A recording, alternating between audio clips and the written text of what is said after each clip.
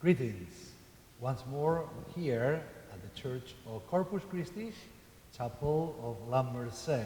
Beautiful, beautiful church where we are going to have the interview of the week, as we do every week.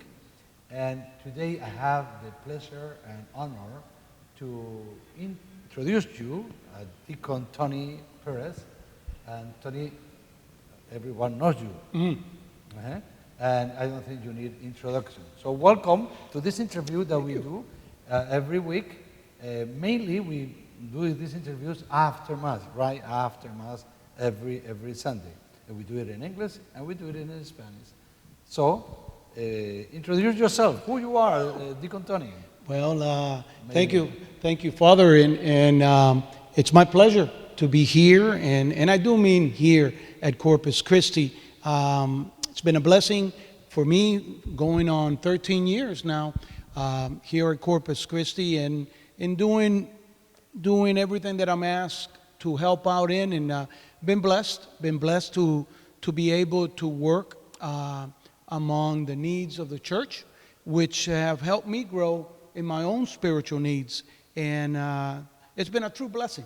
And so when we get together here today and to get to know one another, it's so that we know people by name. And a lot of times we wave at each other, and it's important that we get to know the individual behind the wave, because everybody's got a story, and you know how we love stories. Yes, and you know him because he preaches almost every Sunday at 9 o'clock. That's the Mass that he always participates every week, and his preaching is very known by everyone. But before we go into that area, I want to, people and the viewers need to know who you are. Are you Cuban? Are you American? Who you are? Oh, this is a wonderful story. I was born in Cuba. I lived there for 10 years. In 1970, we left Cuba and came to the United States in the Freedom Flights. And explain a little bit. What are those? Well, Freedom Flights were an agreement that the United States made with Cuba.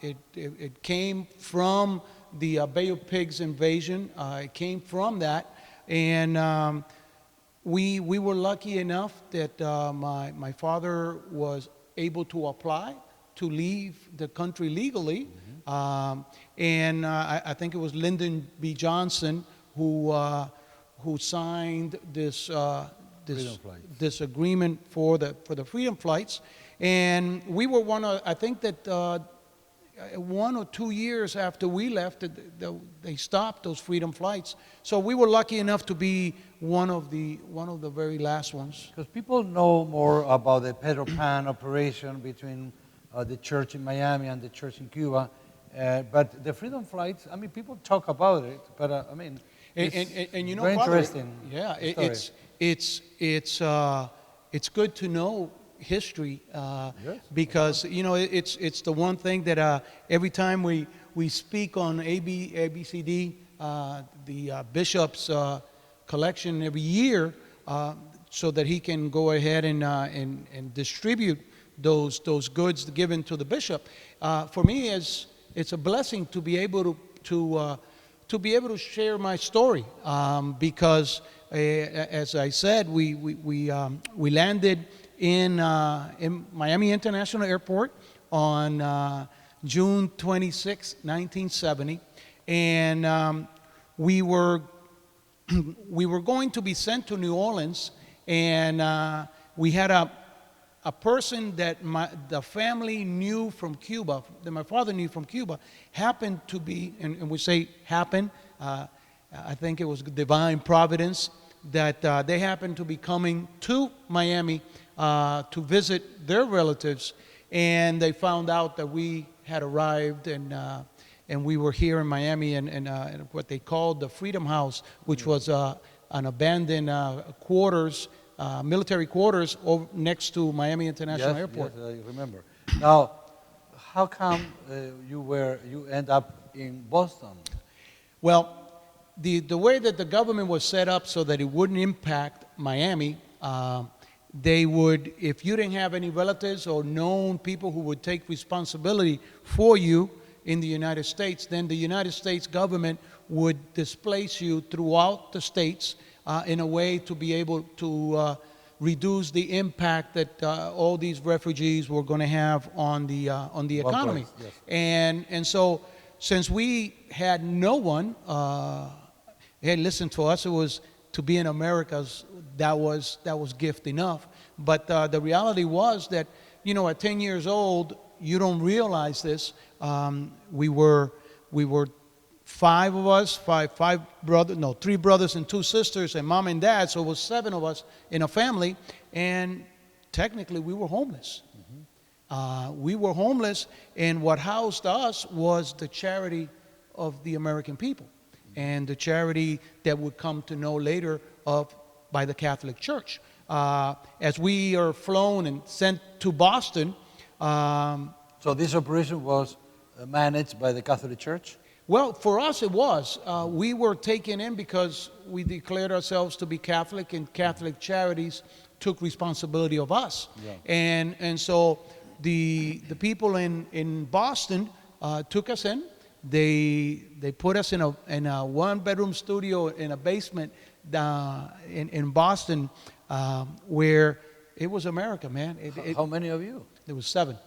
7 in one room? Yeah, but the intent was that we wouldn't be there very long. What we ran into was that nobody wanted to rent to families with children, and even less to Hispanics. There were homes that we had to go knock on homes, and they would tell you no Cubans, and yeah, that was hurtful. But it must have really been painful for my mom and dad because we all walked the streets together, knocking from door to door, hoping to find someone who would rent an apartment for us because we had to leave the apartment that the Catholic Charities. So you are talking about 1971, more or less? No, it's 1970. It's still, yeah. We didn't actually move out of the apartment. It was probably another 4 months that we lived there till we found a Puerto Rican family who had bought a house in a town called Jamaica Plain in Boston, and they rented the attic to us. Oh. We upgraded. We went to 1.5 bedrooms, and that became our first home, and we were blessed, And I always shared this. In fact, this past year, we went back to Boston. I took the girls and the wife, and you have 3 girls. Oh yes, yes. Details that I need to. Hey, I apologize. Yes, I apologize. It's true. Now, if we speed up the clock, I have 3 girls. And so I took the 3 girls back in time. And so we walked the streets that I used to run and showed them and told them the stories of how of how I grew up. And What did they say? Well, they were in awe. They were in awe, but it was real for them because the church that took us in, Blessed Sacrament in Jamaica Plain, is one of the churches that Boston had to close up. Oh. And so the reality is, and it's good for them to see that our lack of stewardship, our lack of commitment to the church does have an impact. Mm. And here's a church built in the early 1900s, closed. And they don't know what to do with the house. The Boston Archdiocese sold the property. They're trying to make it a civic center, and that didn't work. And then they were trying to do condominiums, and the architect that was trying to make condominiums of the inside of this church says it just the place doesn't make sense to make it into a condo because it was never supposed to be a condo. Tony and Deacon Tony, when do your family decide to come back to Miami? Well, in 1977, my mom told us that we were moving to Miami. And Dad didn't want to move to Miami but we were tired. Your dad was working at that time? Oh yes, he was. Dad was able to find work.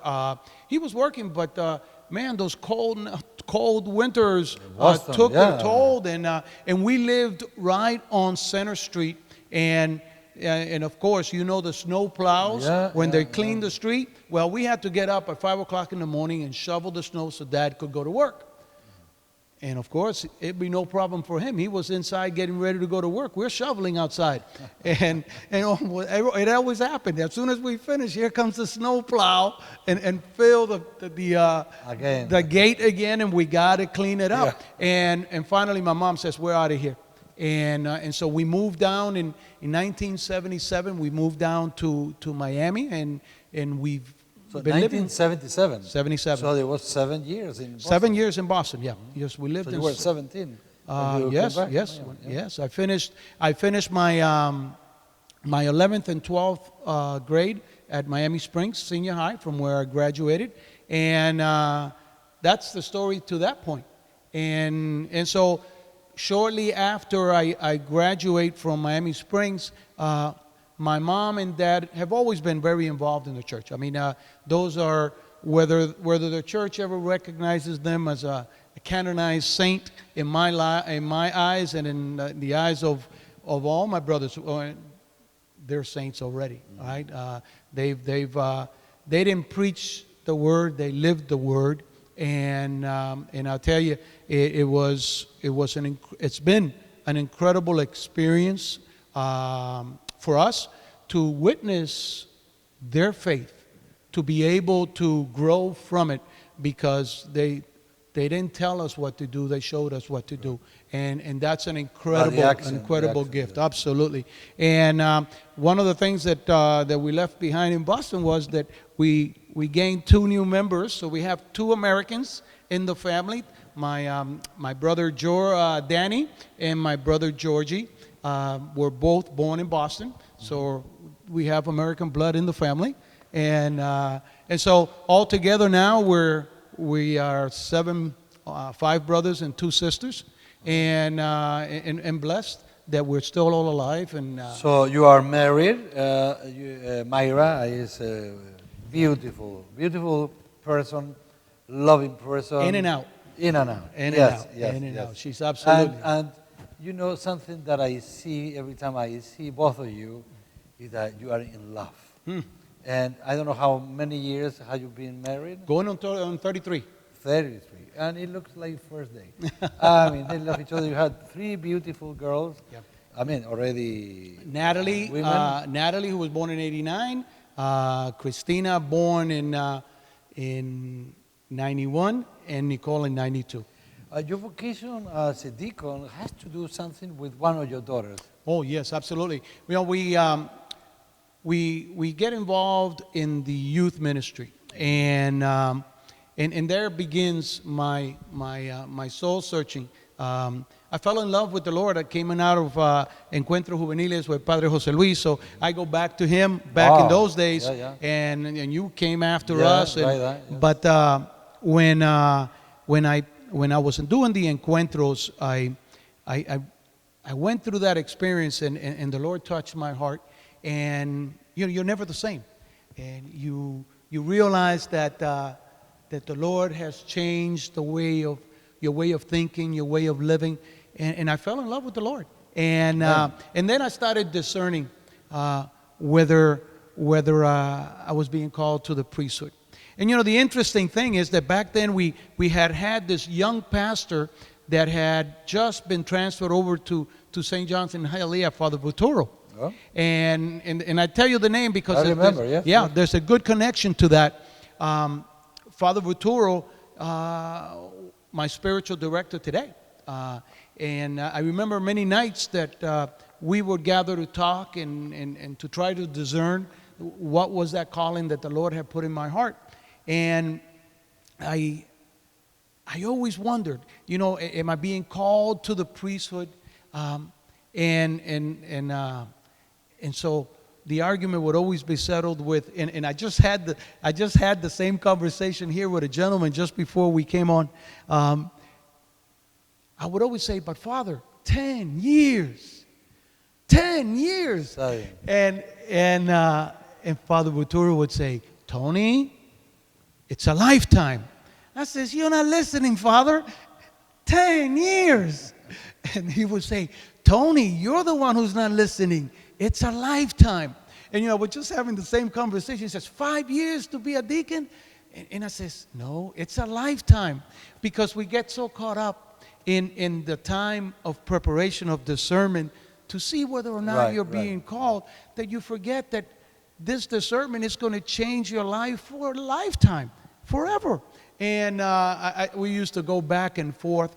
And I came to realize that even though if I was to be a priest, they would call me father, I always wanted to hear someone call me papi. Yeah. And they call you puppy? Oh, I'm puppy. I'm puppy. Yeah, puppy. I'm not the big puppy. I'm just a regular puppy.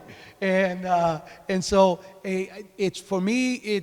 I came to realize that, and it was because I met a deacon, José García, at the encuentros.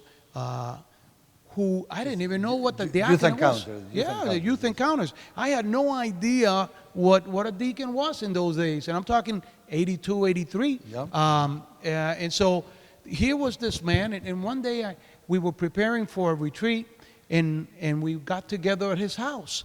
And here's the man. He used to wear the collar all the time. And we walk into this house, and he's got 2 sons and a daughter. And he's got a wife. He's got a home. And I says, this is what I'm looking for, and I fell in love with his ministry because he always had that joy in service. Yes. He always had that joy. He already passed away. Right, yes. I had a wonderful family. And God bless him. He touched me. And his example touched me. In the way that he served the Lord. Yeah. And every time that I needed him for a youth group talk, he was at St. Brendan's and I was at St. John's. Yeah, I met him and he's always he would go out of his way to come and I always, and one of the things that people always get on me for, Tony, you don't know how to say no. I says, no, I know how to say no, but no one said no to me before. So I have no right to say no. And so I pay back what has been given to me. Yeah. And I serve the church because the church opened the doors for me when we arrived from Boston. Right. As a homeless families, they put us up. And so you have to repay. You have to repay those moments in life where God touches you and he uses other people to touch you, and you realize, I got to give thanks and I got to give back. Yep. And that's where we end up getting global. I end up falling in love with the diaconate, and I get married. And 33 years later, still blessed to be with the same wonderful girlfriend that I met. And but here's the interesting thing: we have 3 girls, and our third daughter, Leo Nikki, we call her. We were expecting. On her 3rd month, the wife went to have herself checked with the doctors, and then we found out that there were problems with the pregnancy, and we were told to consider abortion because there were going to be some problems that they foresaw, and that wasn't an option.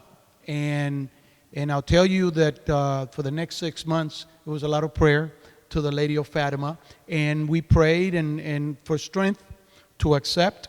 We know what we wanted, but to be able to have the strength to face whatever would come. And so the day that we went to the hospital, we took a little statue of the Lady of Fátimo, and we put her at the side of the bed, and she was there with her. And Nikki was born perfectly healthy, and we were blessed. And 4 months later, I get this call from Myra that come home, the baby's got this thing on her side. I want you to have a look at it. And I get home, and sure enough, she's got this bulge off the side, and it's hard as a rock. And we didn't know what it was. And we were told to go to Children's Hospital.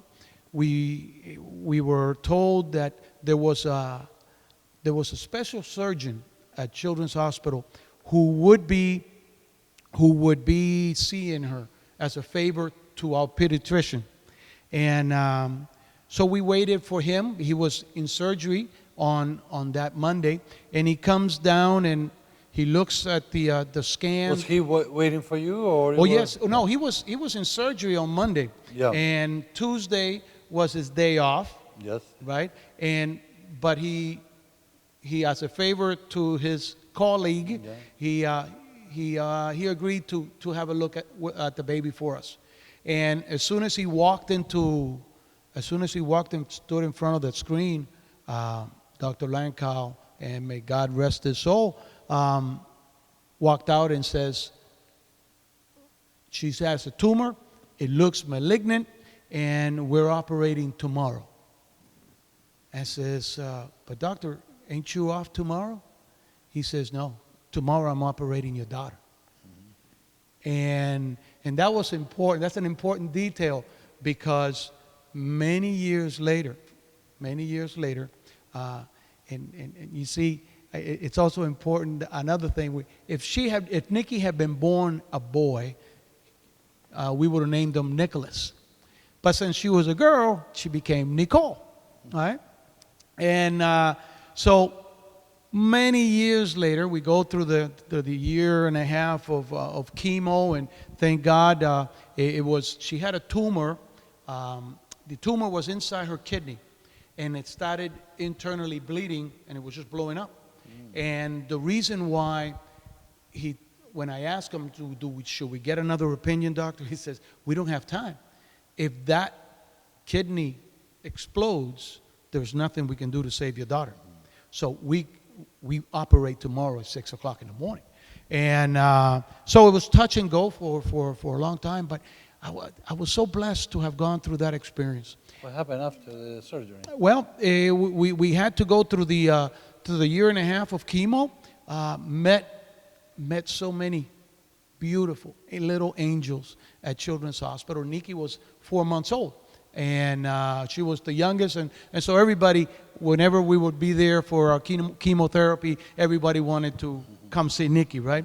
And but we came to understand, Father, that how precious life is, and how much at times we all take for granted. And after the chemotherapy, everything is fine? I know. To this day. Today we're talking about how old is he? Nikki just turned 28. God 28. Bless her. And, God bless and, her. and the girl that they said that would probably have some learning disabilities, she graduated one of the top honors at FIU. Amazing. God bless her. A dance instructor, the girl who wouldn't be able to balance herself, she's a dance instructor for Dade County Schools. So it's incredible gifts to, man can dictate and God says this is what's going to happen. Good. And so there lies, and while in the hospital, that rebirth of being there. That first night, Father, that just before surgery, I called so many priests that I knew. And back then, you would go through answering services. Yes. And all I wanted was to get a priest to say her intention at the morning mass, because she was going into surgery at 6. They would always ask me, is this an emergency? No, it's not an emergency. It's 11:30 at night, but I just wanted to put her on the prayer list. I don't know how many priests I called, Father. And only one parent could stay. I decided that let Myra stay, and I would go home and come back with the other 2 girls in the morning.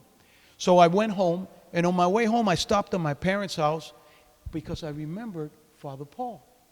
Paul Voturo. And I went ahead and I called Father Paul. He was no longer at St. John's. He had just been transferred to St. Bartholomew and in Miramar. And I says, let me take a chance. So I called. By this time, it's 12-something at night. Father Paul answers the phone. I'm just calling the church. He answers the phone. Not answering service, he answers the phone. And I says, Father Paul, this is Tony. He says, Paco, what are you doing calling me so late?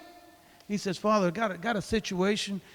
Can you put little Nikki in your prayer for tomorrow's morning mass? She's going into surgery at 6 o'clock tomorrow. He says, where's she at? He says, she's at Children's Hospital with Myra. Two parents couldn't stay, so I'm on my way home. He says, no, I'll see you there. Father, he went from Miramar to Children's Hospital. I was in Hialeah. When I got to Children's Hospital, Father Paul was already there with Nikki. And I've never, again, don't forget how the Lord has manifested himself in your life. And in those incredible moments of that you wonder, that you feel lonely, that you feel that you need to be embraced. Here's a man getting out of bed and making the most important thing that he could do to be there for you. And so there's another time where I said, this is what I need to do. This is the void that I need to fill, that I need to be present when that phone rings. I have to say yes. I have to say yes because they said yes to me. And you know, the interesting thing is, the day I get ordained on a Saturday. Sunday, I say my first Mass in Spanish and my first Mass in English. Wow. And after that, I get a phone call to go visit a girl with a tumor in her kidney at Joe DiMaggio Hospital. Wow. You talk about going full circle, right? Yeah. And here it is. My first visit to the hospital as a deacon was to visit a girl with a tumor in her kidney, just like my daughter was many years before. Deacon Tony is a blessing. This is the first part of 2 interviews we are going to have with him. As you see, he's a group preacher, and he is taking over the whole time. And in the second part, he's going to tell us a little bit about his vocation as a deacon of the church for many years already.